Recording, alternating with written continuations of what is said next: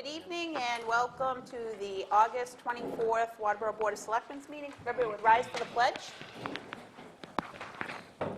I pledge allegiance to the flag of the United States of America and to the republic for which it stands, one nation, under God, indivisible, with liberty and justice for all.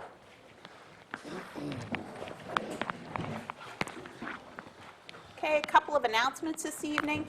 First of all, the winter drawdown for Ossipee Lake is going to start on October 1st.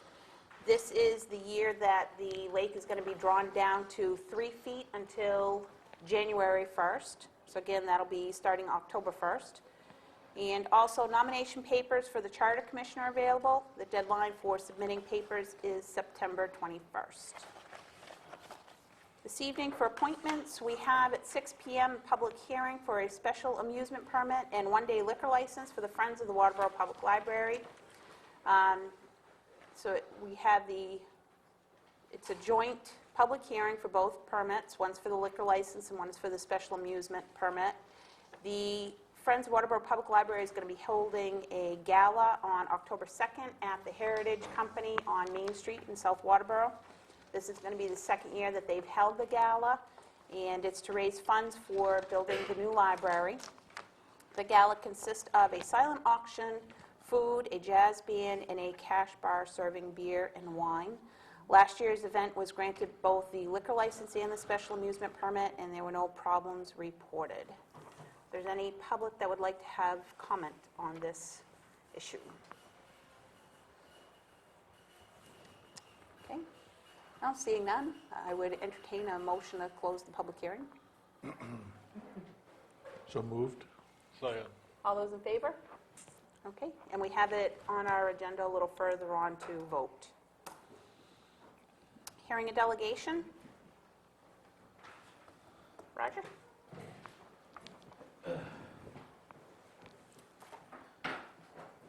My name is Roger Lozier. I was here a couple of weeks ago in reference to the bid solicitation for the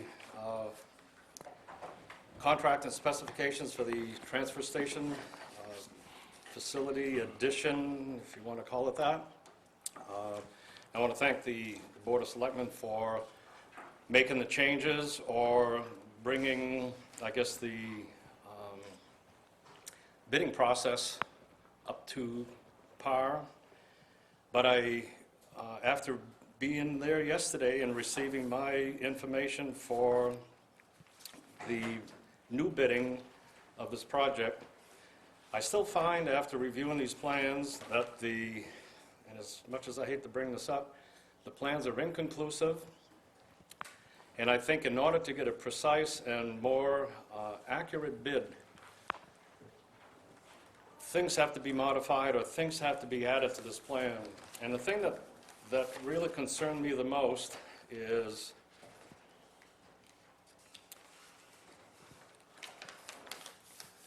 when I asked the question yesterday, why, and this you can find in the announcements, the notice to contractors, that any questions on the project will be allowed only at the pre-bid meeting. And when I asked why, I could not get a conclusive answer. It's just the way it is. Gordon was there yesterday, and if I'm wrong, speak up, prove me wrong, but I asked several times why we couldn't ask any questions after yesterday's pre-bid site walk. And the reply I got was, yes, you can't. As soon as and the reason I asked that is that I knew as a general contractor, handling all phases, the 3 and 4 phases of this construction process, there would be questions arising from some of my subcontractors, and it always happens. And I was a little appalled at why can't I ask questions after the pre-bid site walk? And I can tell you. okay, John.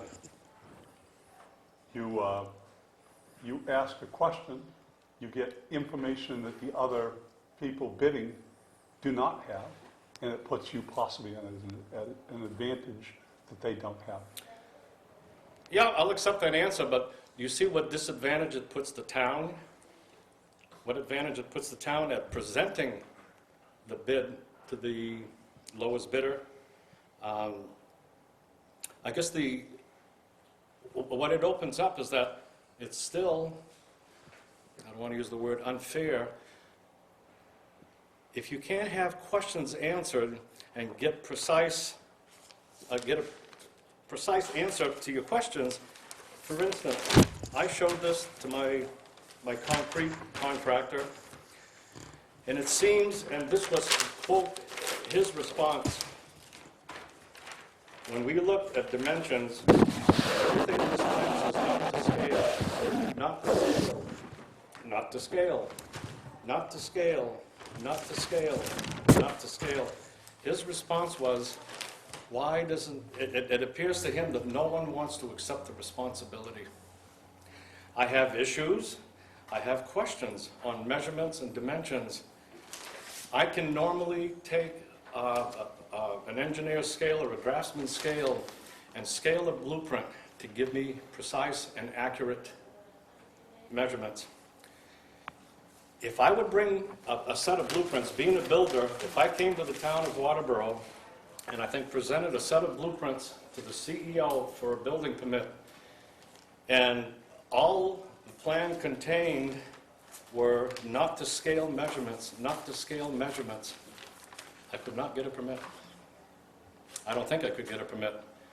Because if the CEO would have questions, the only way she can answer those questions if measurements aren't on it, and it's pretty customary for plans to have 1/4 inch to a foot scale, anyone can scale a blueprint, but this plan has none. Therefore, I'm at a roadblock right now with my concrete man because we cannot get accurate dimensions. I don't know what to propose, but the only thing that really bothers me is why can't I have questions answered after the site walk? We hired the expertise of an engineering firm. That's their job. And I don't think, if I remember correctly, Gordon, we can't even call the engineer, can we, to have questions answered? That's correct. Okay. Why? Which means it's not leaving me in the dark, because I can produce a fairly accurate cost of this project because of my experience. But someone who does not have that same experience will be caught in a position where they're at a roadblock. Where do they go from here? They can't ask questions. They may as well withdraw from the bidding process. We paid a small fee, which is, again, normal, to pay a fee for a set of plans and a set of specifications. I think we're being shortchanged a little bit because these plans that we're paying for are inconclusive. I'm going to leave it up to the board to make another decision this evening, and I guess what I'm asking is to, I don't know if it can be done, but to overturn the statement that was printed here stating that questions on the project will only be allowed at the pre-bid meeting. And I feel it's to the town's advantage to welcome questions, because the more questions we ask and the more precise we are in formulating a final price for this plan, for this project, is to the town's benefit, because the town will get exactly what they're paying for. And it puts the winning contractor in a better position to come forward and sign an agreement, a final agreement, where there are no surprises as the project goes on. Oh, by the way, it didn't mention this, it didn't mention that. And ultimately, it's unfortunate, same thing in my construction business, if all the facts are not presented before the job is done, the owner ends up paying the price. And again, as I mentioned a couple of weeks ago, I'm a taxpayer here. The monies that are being spent on this project are my tax dollars, along with all the other residents of Waterboro. And I'm sure not only myself, but everyone else in this town would like a fair shake and would like to see the town get what they deserve with no questions. The question should be answered before, and I think in the long run, it will save the town some money. And I guess at this point, it's up to the board whether or not to overturn that statement. And since we have registered and we all put our email addresses on the registration that day, we can all be contacted either by, it'll have to be Sebago Technics, but if anyone does have questions, I know there are going to be electrical questions. There are going to be questions in almost every phase of this. We should be allowed and to get those questions answered, and it's through the email process. And like I was just saying, the Sebago Technics does have our email address, so it'd be a simple thing. If it's you want to overturn this tonight, contact Sebago Technics as if anyone calls, or send us an email stating if they want questions answered, have them call Sebago Technics. Anything else? I will say that we haven't voted yet on accepting the pre-bid policy. It's new language that we're going to vote on this evening. This was taken from ordinances or policies or whatnot that other communities are using. This isn't something that's going to be unique to Waterboro. There are other communities that their model is that they have their pre-bid meeting, the questions are asked then, and then they do not allow for any questions afterwards. And they actually, I think it was Sebago's, will even disqualify a bidder if they've asked questions after the fact. So part of this policy is modeled on what other communities are doing. Certainly that doesn't mean that we can't, when we get to that this evening, discuss it. You know, maybe we open up a question period for 48 hours or something along those lines. But it is, you know, exactly what John said, in that everybody needs to have the same information. We need to make sure that it's apples and apples that contractors are bidding on, and this is one way that other communities are doing it, and it's something that we're looking at. I think my rebuttal to that is that just because the community is doing it a certain way doesn't mean it's the right way. I don't think we have to follow suit. If we so choose to accommodate those who are spending time giving the town a bid, then I think we should be accommodating in the sense that we can. What does the town have to lose by answering questions? I know this is so simple. It's all I'm asking is, why can we not? And I don't think, Tammy Jo, I don't think accepting, I can't accept the fact that just because another town does it, we have to do it. And I think Waterboro has to look at that. There's been a mold established here for years. And I guess one of the reasons I'm going to proceed with this and I'm going to pursue this is because I think Waterboro, it's time to break the mold. We don't have to fashion everything after Sanford, after Hollis, after Jackman. If their laws and their rules and regulations are antiquated and that's what they so choose to follow and run their modern day government, I don't think we have to follow suit. And I guess that's pretty much the core of this whole matter, is that we don't have to follow that mold. If this means that we have to break the mold and do things differently, this is the 21st century, then let's do so. And that it doesn't only stand to reason for this bid process. And I think if we examine our consciences, and I'm not drifting off and I'm not babbling, it's something that has been deep inside my heart for quite some time. And as a taxpayer here, I think it's time to break the mold, gentlemen and ma'am. How many other bidders were there, Roger? I'm sorry? How many other bidders were at the meeting? 12. I don't have a list. There were 12 bidders and 7 12, under yeah, them. 12 plus. Nancy sent them. And you know, because of today's modern technology, it's nothing to type up a small note. Someone has our email, send the note, it could go out tomorrow morning, then we're all on the same page. I'm not asking for preference, I'm not asking to be placed outside that the other 11 bidders and be given preference because I live in this town. All I'm saying is that because of technology, emails, that's why these companies use the email process. We can all get it the same day, and then we all make the adjustments. And then if they have any questions then, they shouldn't be disallowed from, if they don't understand the memo, call the engineering company. We're paying I them. guess why I ask that is, there's a lot of other contractors, and you're here, but, I mean, if there's a big concern, where's the other people? They're probably, I'll answer that honestly. Yeah. I'm thorough. I pick. I get a lot of bids, I get a lot of work, and I pick.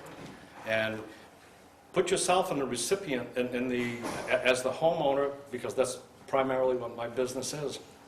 When I give you a price, David, that's the price. It's not, well, I forgot this and I forgot that because of lack of information. I meet with my clients, I get the T's crossed and the I's dotted, and when we engage in a contract, everything's on the table. This is it. Right now, I really can't do that and do justice to the town because not everything's on the table. So, ultimately, the town is the one to benefit by the issue that I'm raising, because if someone comes in without all the specifics, they're only giving an off-the-hip, shooting off-the-hip price. And normally, in that kind of a bidding process, someone gets hurt. And I don't think the town wants to see that. And I don't think anyone wants to see the town be shortchanged. John? So Bob, you allow calls and questions, and the bids close at a particular day. When do the questions close? You can have a person calling at 3 o'clock in the afternoon when the bid is due at 5. The emails don't have time to go out. The other people don't have a chance to get that information. So now, are you going to close it 3 days before the bid? No, I think you could set a limit, and the day... Well, we did. Oh, we haven't yet, but it's, if we do this, we set a limit and say you have questions at the time of the meeting. You have plenty of time to ask questions at that time. Questions close. Now, if the bidding is closed a week later, and then we arbitrarily pick 3 days before that, the bidding closes then, but I still have a question. And it's unfair. I think it's such a small project, John, that I think most of the questions that do arise will come up within the first couple days of each individual contractor who has received the blueprint can sit at their desk, scrutinize this, and I'm sure if someone is efficient in their bidding process, they're going to want those issues taken care of, because in the event that a supplier, like the compactor supplier, goes on vacation, he's not available within the last 3 days of the bidding process, he's not available if you get your questions answered within the first couple of days. Most guys that have opened this blueprint, I'm sure, will benefit from this tonight, because most of them, if they can read, they can see. I mean, it doesn't take a rocket scientist to see that it's incomplete. And to answer your question, I think if questions do arise, they will come up within the first couple of days of the sidewalk and the opening of the bid process. If the person reads I got 3 or 4 other bids going out here, I'm a busy person, didn't have a chance to open this up until today, and now it's too late. I request to have this another day put on this. So does it go on and on and on? At what time does it stop? So anyway. Not to cut anybody off, but I think this is going to be a good discussion when we get to that That's why I wanted, agenda I item. know it's going to be So, there. I yeah. just was Are you getting him into sticking around, that. Roger? I'm sorry? Are you sticking around, or? Yes. Okay. Yep. We'll continue the conversation when we get to Sure. that agenda item. Okay. Okay? Thank you. Thanks. Okay. No correspondence this week. We have our reports. Town administrators report. Nancy's not in today. Matt, did you have anything that you wanted to throw in her place? No. Okay. Thank you. Selectmen's report. I know Go ahead. John had something. Yeah. Dave, do you want to go first? Okay. Ecomaine is having a gala opening on September 25th from 8:30 to 11:30. And it's to do with recycling. And they're going to be giving away a 12-foot kayak. It's an old-time kayak made of 100% recyclable material. There's going to be free brunch, tours of the facilities. There's also going to be a backyard composting workshop with a certified composter, I don't know, there's a special word for it, master composter. And there's going to be 2 workshops. And this is for citizens who are interested in reducing the amount of organic waste in their garbage. We'll learn how to use available organic material from food waste and lawn waste to create compost. There's all kinds of activities for kids. And as I say, it's from 8:30 to 11:30 on Blueberry Road in Portland. In September should be a great time and very informational.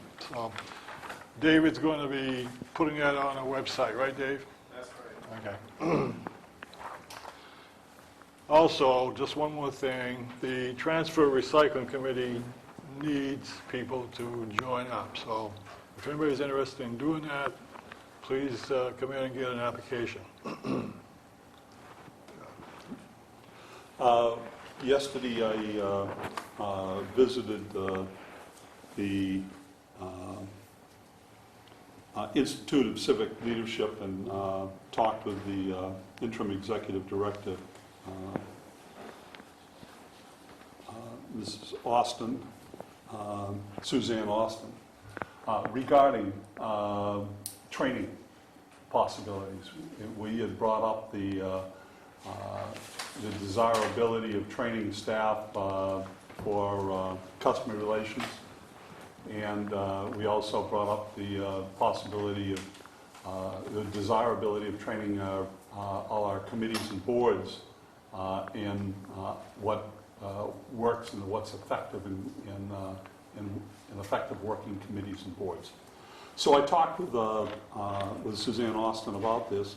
She has had some direct experience and has developed workshops for Kittery and for Falmouth, for boards and committees. She also has a person that is an expert in customer relations. The thing that impressed me most as far as the board and committee workshops is a very simple design that makes a lot of sense for effective boards. That is results. They have clear results that they're working for, that there is a clear process on how to get there, and then the relationship of the members of the committee. And there it is. And I think a fairly easy relationship, workshop to impart some of this information on developing process, developing coming up with results, and forming working relationships with committees. I think it would be a good thing to do. They work for $150 an hour. That's not super expensive in this genre. And she was talking probably about a 2-hour workshop in each one of these areas. I think there's some possible grants that could raise the money for this. But this is something for us to talk probably further What I wanted to do at this point, she said, should I come up with a design for you? I said, no, I don't want you to put an hour in to come up with a design if we're not interested in pursuing it further. But I said that I would see if there's interest, and if there's interest and there's a possibility of coming up with some money for these 2 workshops, then I would get back to her and say, yes, we would like a proposal. Great. Gordon? I don't know if anybody's happened to notice, but the section of Route 5 from the North Waterboro Post Office up through to the town line was all repaved today. It's a nice new blacktop up there.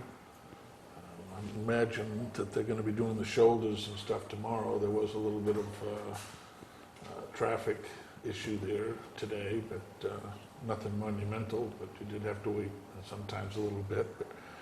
And I think that they're probably going to be back out there again, maybe not tomorrow, the next day, because as I understand it, we might have a little bit of rain, but the following day might be a good paving day. But eventually that whole piece all the way up through will be all new pavement. Dennis, anything? Committee reports. First on the agenda this evening was going to be the sheriff. Unfortunately, Sean got tied up with something else today, and he's not able to make it, so we're going to reschedule him for September 7th. And we have the fire chief.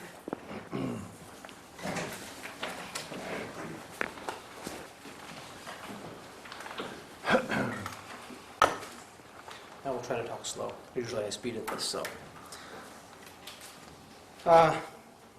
Little board up there with some pictures, but no specific order in the handout that I passed out to you earlier. Some of the big things that we have going on. The Regional Communications Center in Sanford, for the ones that don't know, is under new management now. It had previously been under the police chief. Within the past couple of weeks, it is now under the town manager, the finance director, and R.J. Legier, which is still there. And he will continue with the day-to-day operations of the center. We have a meeting scheduled for tomorrow night at 6:30 p.m. at the police department training room, where they're going to lay out a whole new plan for us. Currently, Sanford is listed as being the PSAP answering point for York County, but I would assume we're going to hear more of that in the future as well. Live-in students, we're entering another year of the college live-in students, our interns moving in. This year we have 5 students, 1 at South Station and 4 at Central. 2 new ones and 3 are returning from a previous year. Our new ones this year are Matt Butler and Robert Pratt. Both are pictured up there on the board. I grabbed them this morning as well. I kind of listed out on the handout, with the students, we collectively save, if we were to tally that in driver rates of pay, approximately $60,000 a year in the semesters that they cover.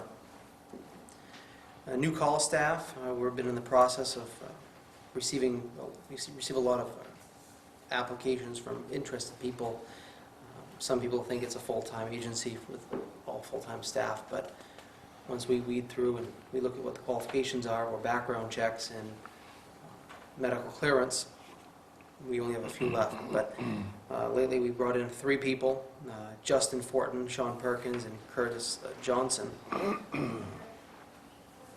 They'll all be starting in the next couple weeks, hopefully with some intense training. Our first program is at the end of September, and the Fire 1 and 2 certification program starts in November, and will run for about 7 months. And that will be an intensive program for them. Ambulance subscriptions. Deputy Chief Bennett completed the ambulance subscriptions. They have been mailed out. You probably have seen them in your mailbox. We sent out 3,400 documents or subscription packets this year. Matt, could you just elaborate on that a little more for people who don't know what that The is? subscriptions. Yeah. The fire department has been doing a subscription program for several years now, whereas you can subscribe to the organization or to the town for a fee based on whether it's a family, single household. And that fee is applied to the subscriptions account. That's a revolving account that was created under the ordinance, I believe, back in 1997. maybe off on the date, but in that ballpark. Anyhow, if by chance you are transported by the rescue anytime throughout the course of the year, we bill the appropriate insurance agency. We bill all insurance companies. However, that fund is used to offset any additional cost that may be there. If your insurance company pays 100%, then great. If your insurance company pays X number of dollars and you're a subscriber, out of that dollar amount that came in initially is covered to make the checks and balances work. But we generate about $20,000 a year from the subscription program. Usually most people have insurance that we transport, some that don't, obviously don't. But if they're not a subscriber, then they're billed, the transport fee. So it's actually a pretty good program to belong to. Supplemental insurance as well. On the board, I took a couple snapshots, or got a couple snapshots of photos from a training event that was taking place this past month with a mounted search and rescue team that spreads across the state, and that came to Waterboro, and they asked us to participate, and as you see there, they did. They all kind of put their heads together, and they were able to show what we do, and obviously you see the litter on the ground there with the patient, but training the horses to have the environment of a lot of commotion, the fire trucks, ambulances, and so forth. I believe Life Flight was supposed to be there for that. I don't know if they actually landed, but the helicopter was supposed to come down. We've partaked with some other events with them years past with the sirens, and see how the horses handle that. So great opportunity. Moving on, I'd like to invite the board to a dinner meeting at Central, looking at August 30th or September 2nd to discuss a safer grant opportunity that is open until September 7th. We don't have a lot of time, but this could be several opportunities for us, but I'd like to have a brainstorming session if the board's able to do that. I've got a link in here for, if you want to research it anymore, at www.firegrantsupport.com. Firegrantsupport.com, sorry. Before you move on to the next item, would Monday night work for everyone, or Thursday night to meet over at Central? Monday night would be better for me. Monday night later, 6:30? probably 6. Can't do anything else. 6. Gordon, you available Monday? Yeah, Monday's fine. Monday. John, you available Monday at 6 for a workshop? I Fire think so. station? Okay, so Monday night at 6 o'clock, fire station. Okay. We will plan accordingly for 6 p.m. and probably last about a couple hours at the most. Some building-related items. We continue to experience problems with our boiler at Central Station. I've notified Nancy on several occasions just to keep her up to speed, but we're having a lot of problems with the boiler system that we have. We had an inspection from the state, came down, and there were several issues with the system that we have. Chimney or the exhaust system that we have, and some of the plates that it's missing, apparently, that it needs to have for compliance. All of which we've tried to remedy, but the exhaust issue is going to be our biggest challenge, and well, obviously the plate as well. It needs to have some type of a performance plate that the propane company that originally installed it should have put there, but it's not there. We've received several nasty grams in the mail, so we've been challenged. It's been a challenge. We still need to work on that and address. We've installed, with Dave Lowe's help, the CCTV cameras, the video cameras at Central and at South Station. Those are up and running. Apparatus, we're just now getting into our preventative maintenance again on all our fleet. Pump maintenance, testing, aerial devices, the ground ladders, everything will be tested before snow flies. The tanker, we're having a problem with a seal leak. It's going to be a small project that we're going to have to fix. It was diagnosed in its PM, but it's not going to be catastrophic, but it's a small project, that's for sure. It needs to be fixed. I put on the bottom of the handout call information for last month, and with Dave's help, we're trying to keep the website up to date, and we're going to have the current month's activities and as much information as possible in that transition to the town's website. July, we had 64 alarms or 179 actions. District 1 is South Waterboro, we had 15 calls. District 2, which is this area here, East Waterboro, 24. District 3 is North, 20. And District 4 is Ross Corner, we had 5. Out of that, 33 were medical calls, and 31 were fire, motor vehicle accidents, and other related events, poles down, wires down, etc. And just as a reminder, until the rain comes, we are in a very high fire danger. So, No burn permits? no burn permits. Even when it rains a little bit, it's really not enough to saturate the ground. So, any questions? Website consolidation. We're in the process with Dave Lowe.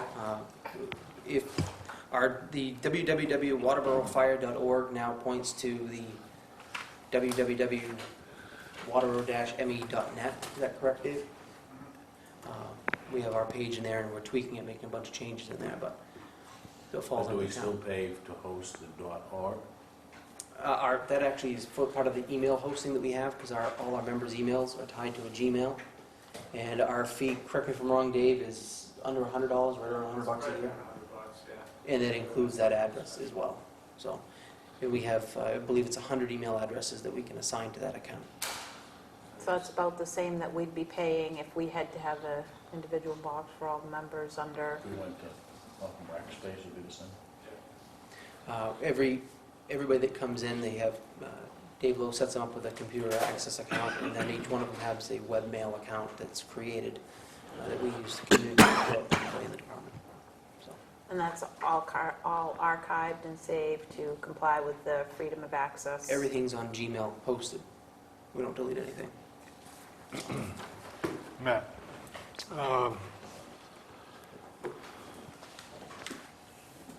how can the fire department look ahead and save money? Or reduce cost, or increase membership, whatever? I mean, how is the state, and I don't know how to word this, but it seems like the state statutes, laws are really pushing or excessive for firemen to, they have to complete so many hours and do this and do that. I mean, is that an issue or for getting people, or, I mean, are there certain areas it could be back off a little bit? Do they need all the training that they're mandated? David, that's a good question.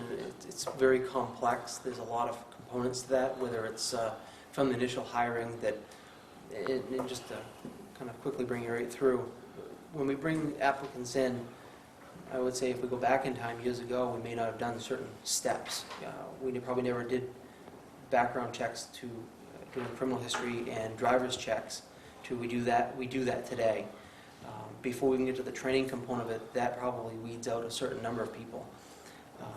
Through the interview process, they may learn that I've got to be out a couple nights a week. Yeah, I'm really not interested. I think some of it's been driven from families, other work commitments, lifestyles today, but we find through the process that some of them are, I really don't have that much time to commit because I've got the kids at night because of daycare costs.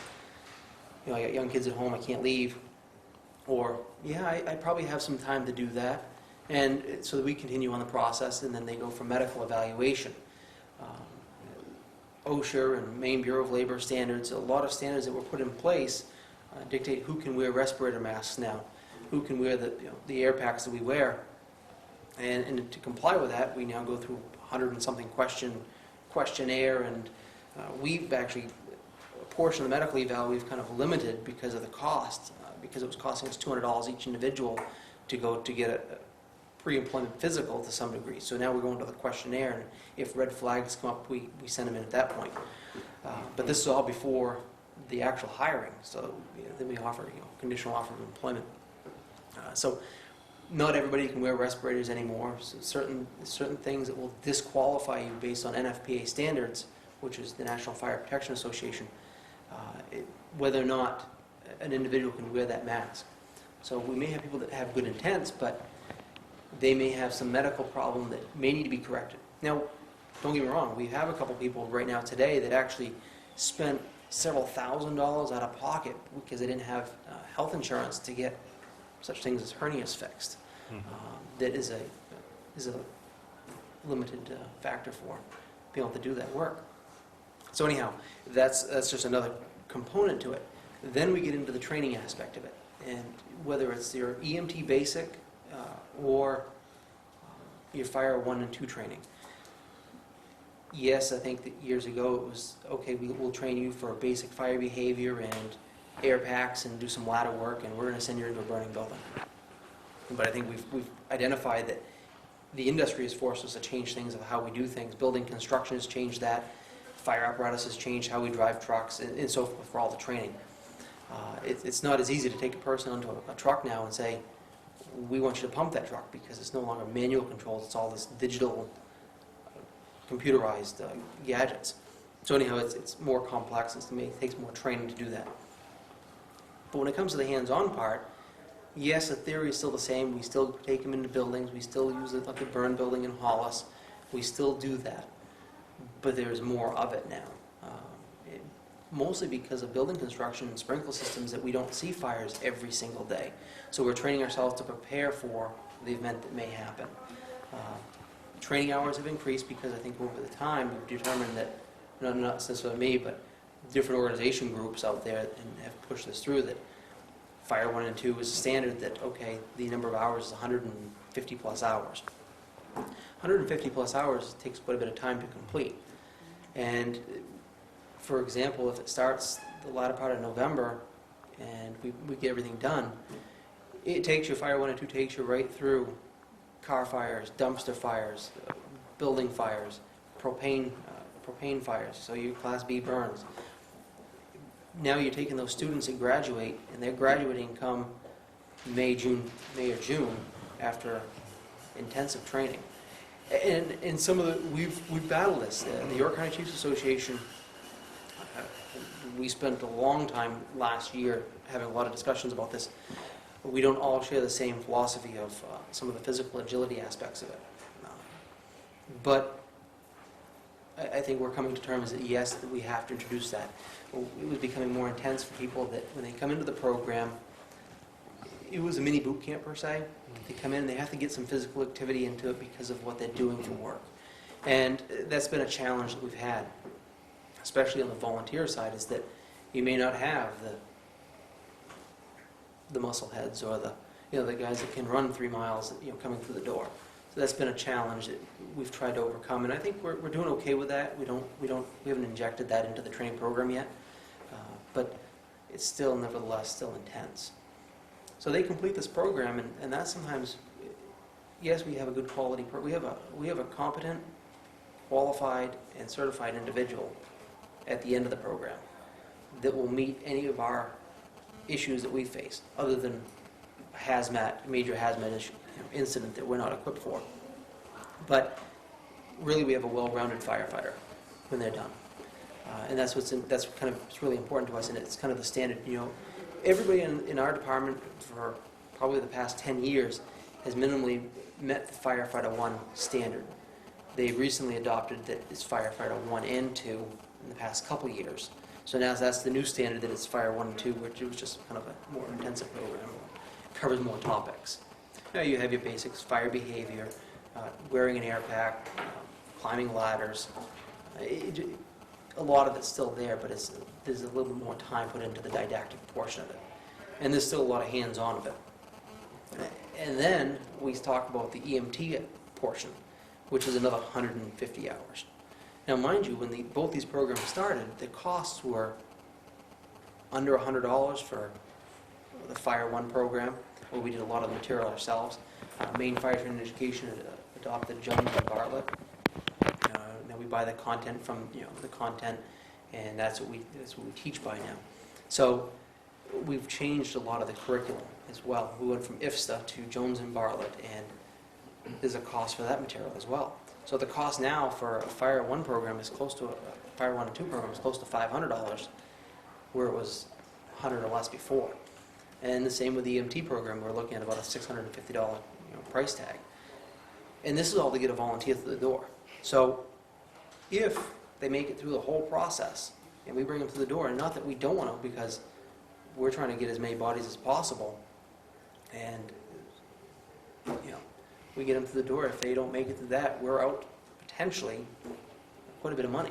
And now we outfit them head to toe, and your head to toe outfit for the firefighter's outfit, helmet, jacket, boots, pants, gloves, hood, pager, we're several $1,000s, $3,500, easily. So the cost is expensive for a volunteer. And we actually got a really good deal. I think the bill went through last week, but Martin's, just over $5,000. But and now some of the vendors will argue, well, they're not, because they lost out on the deal. Martin's came across some Globe gear. We got wind of it, so we went over. Lisa and I took a ride over. It was right around the first of our fiscal year, and we bought quite a few sets of what they had to make up, and we went over with a list, and we were able to pull a lot together, which really helped us a lot. But it really depleted us in that line, but it was an opportunity that we really couldn't pass up. We were getting sets for almost 50% less than what we buy them right now. Do you have to have firefighter 1 to direct traffic? Can't No. you have volunteers that come in and direct traffic and don't have to go through all of it? Yes, we can have different levels. And yes, the short answer is yes, John, we can. The problem that we have with that is that we watch our numbers because we still have to outfit these people with appropriate gear. So what happens is if we raise our numbers and say we're going to bring on 20 I'll call them fireplace people to direct traffic, is that we're still training to certain levels and we still have a process to go through, but we still need to focus on the people that do other components that we need to train them appropriately for. It's a challenge, without a doubt. That's where the staffing that we have, and some of the things we're going to talk about with the SAFER grant, the recruitment and retention, is I think we need to do some brainstorming. And I look forward to that because I need your help to see how we can make this work. Because it is a challenge of how we can keep people here. I think the per diem, part-time, whatever we want to call it, over the past 4 years, I think we've been having the additional coverage hours has helped us significantly. And when we look at the pool of people we're drawing from in there, we're drawing from people from within our department. We have a few outside people that have helped us. But everybody that's working right now, and that's what's been so critical, is everybody that's working is from within our department. That's where we've brought them from. So we're drawing from our own, and we would love to see, we need to see some new faces. And, like I said, we've got 3 right now. I've got 2 more that are just starting the process.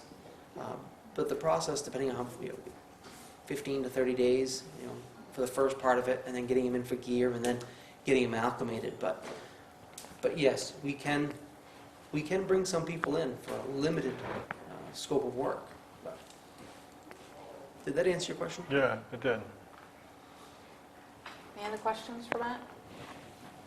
I don't have a question, but I have a statement on that. And I think the chief will agree with me on this, that I think the firefighter service in Maine is only minimally trained.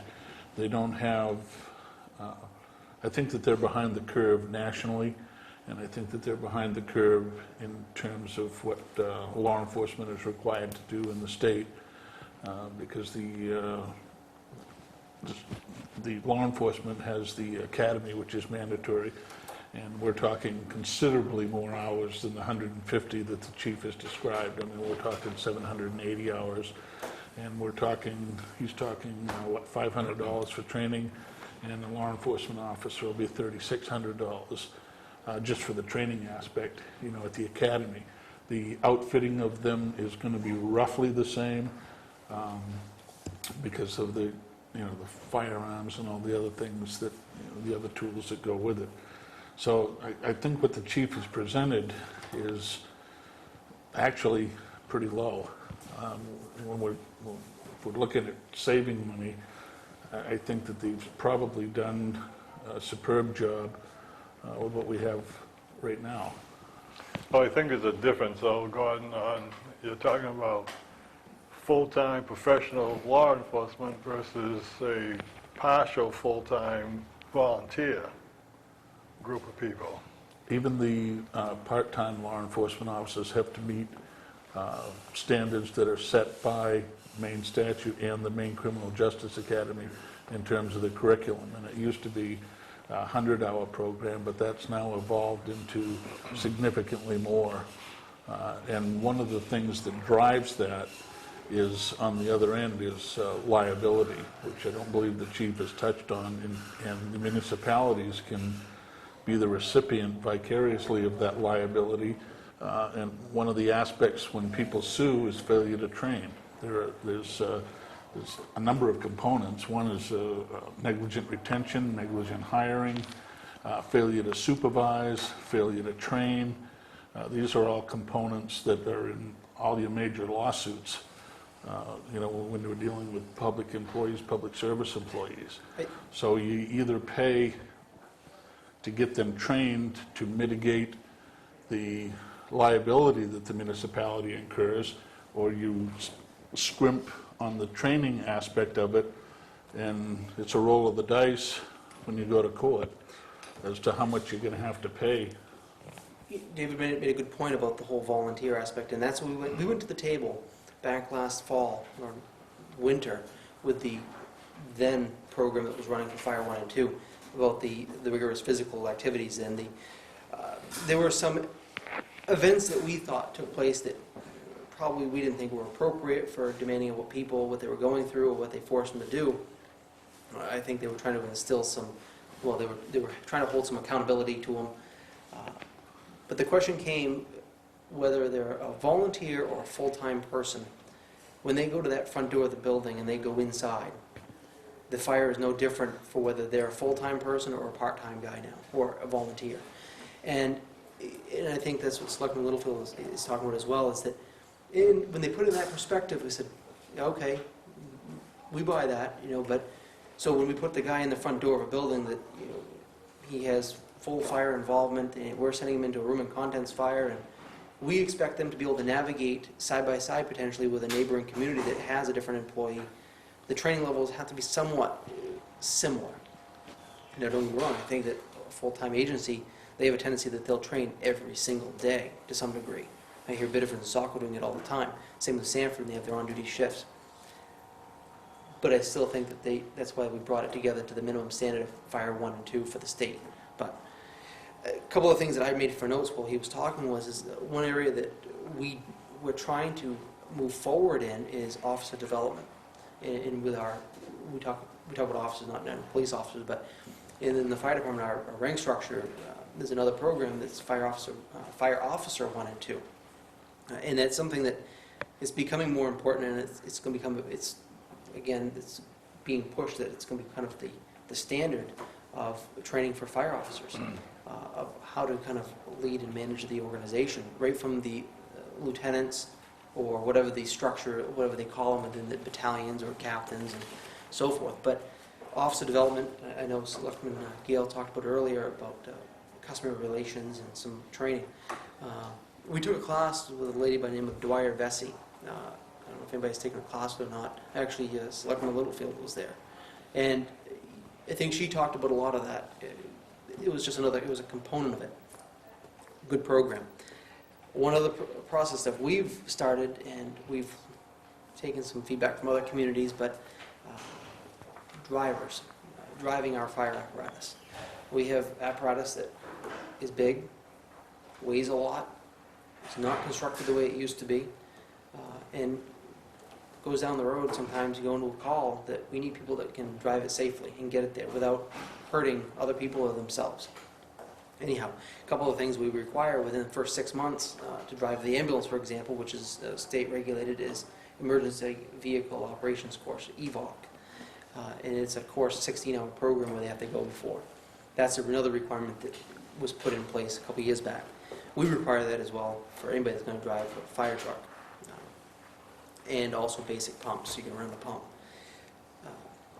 On top of that, we were dropping a fleet training program.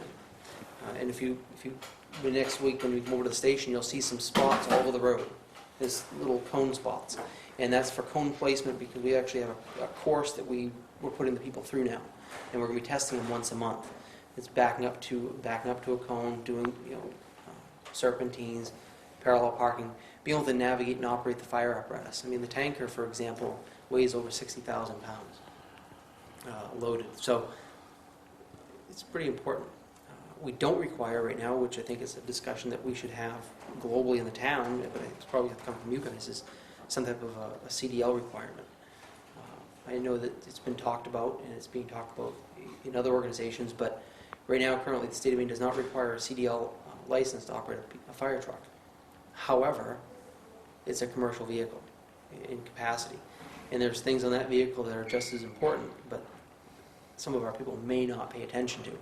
We're going to incorporate some of that into our fleet training program, where the training documents that we're going to have is going to be well documented. And we're taking some of the information from, as you probably all saw in the media, is that there was a fire truck crash recently nearby. We want to be safe, and we want to learn from that and say, okay, what should we be doing?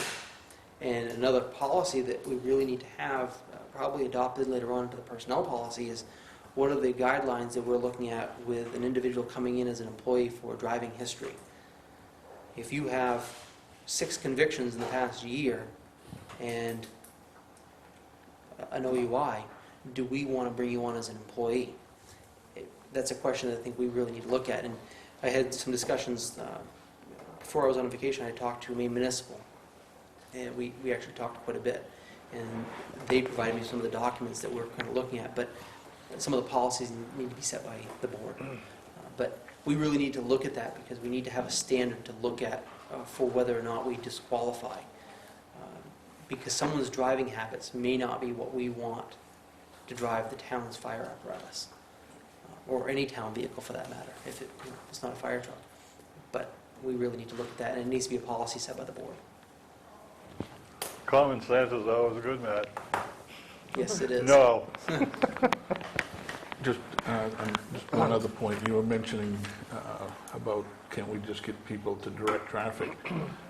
There's a state statute that says that any person that's working as a firefighter in any capacity is required by both state law and the Maine Department of Labor to complete a course in vehicular traffic direction. Flagging. And then there's a whole list of other things that they have to wear, the types of clothing, reflective gear, and all that. So it's not just as simple as say, hey, Johnny, go out there and, We're much safer for that. I agree that, the training is important, but, I mean, some of these things the state comes down with is a little bit overboard. And like, if you want to put rat poisoning down at the dump, you've got to be certified. I agree with you on that. I mean, that is, okay. There certainly are, and I forgot about that training requirement for the flagger. I think but, Joe just heard that. there is, I think it's a 4-hour block of time, and that's, it's tough. It's tough finding.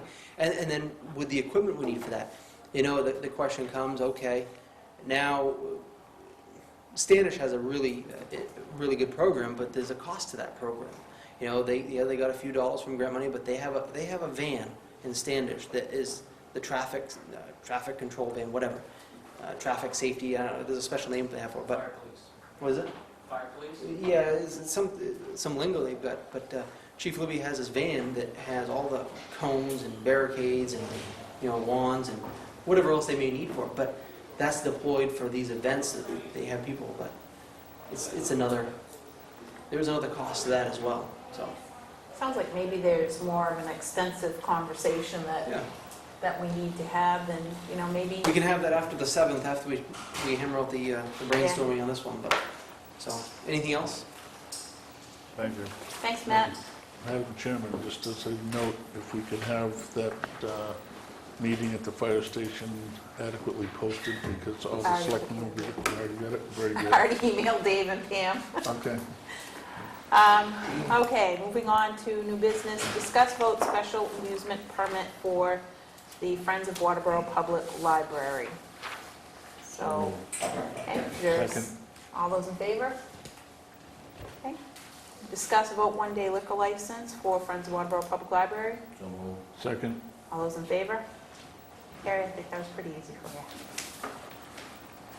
you. Okay, next under new business is the D&E hauling to Ecomaine. We have an agreement right now with D&E that they're going to continue hauling to Ecomaine for us until September. And after that, there's not going to be any more private hauling allowed to Eco, so we need to decide how we're going to handle that after September 1. And David had asked that this be on the agenda. Yeah, we're talking recycling material, okay? And talking with Clint, I think it's the most feasible way is to have them dump it inside the building. We'll put it in the troughs that are there, and accumulate it and get a load and ship it out that way. Would be the most economical way of handling it. So today, he's been hauling, anything that he picks up on his routes, he's hauling direct to Ecomaine. Right, And they're booking that as a Waterboro recyclable. correct. right? So the proposal is rather than him hauling it to Ecomaine, is to really deposit it in our recycling flow here, right? Right. I mean, he's dumping household waste here now, right? Right. How about the other Ralph or Austin, or they're depositing recyclable stuff here, right? I believe they are, yes. Now, neither one of them go Yeah. direct to Eco. I mean, DEE was generous to do this until September, but he did say September 1st, so. I guess my take on this is that we have Clint as the manager of the transfer station. This is a transfer station issue, and I think that we need to allow Clint to determine the best way to handle it, and that's part of his duties of managing the transfer station.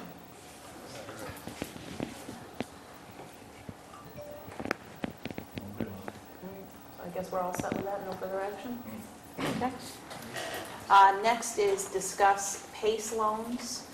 This is something that Tom and I have both had residents approach us, two different residents, regarding PACE loans that